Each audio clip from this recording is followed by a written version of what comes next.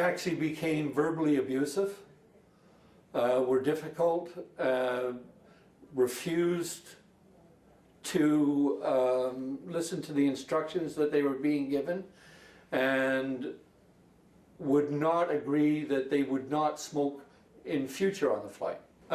In fact, they also were, they refused to say what they'd done with their cigarette butts. And that proved to be a bit of a problem later on. As a result of this action, that they're smoking, the Transport Canada regulations require that if there's any danger of a fire on board an aircraft from an incendiary device, you have to remove that device. Since we didn't know what state the cigarette butts were in, we determined that they could, although it's a remote chance, represent a threat to the aircraft. So they had to be found. As a result, we did, in fact, the equivalent of a contraband search on the aircraft. Also, because the aircraft was landing in Bermuda and not in Punta Cana, it had not burnt the fuel that would have been anticipated for the landing in Punta Cana, so it landed overweight.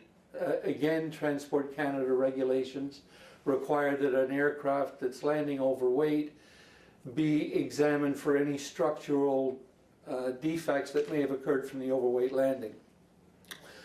So we had to send a mechanic from Toronto, might have been Montreal, I'm not sure, to Bermuda to inspect the aircraft, and we had to do the search that I told you about.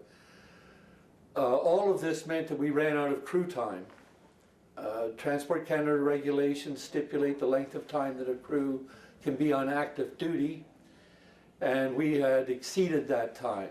So we had to put the crew up for crew rest, and of course the passengers. So the crew and the passengers were all put up at a hotel in Hamilton. I believe it was the Princess, and we did not get the flight back off the island until 3:15 p.m. on Saturday. A lot of money was spent on this exercise.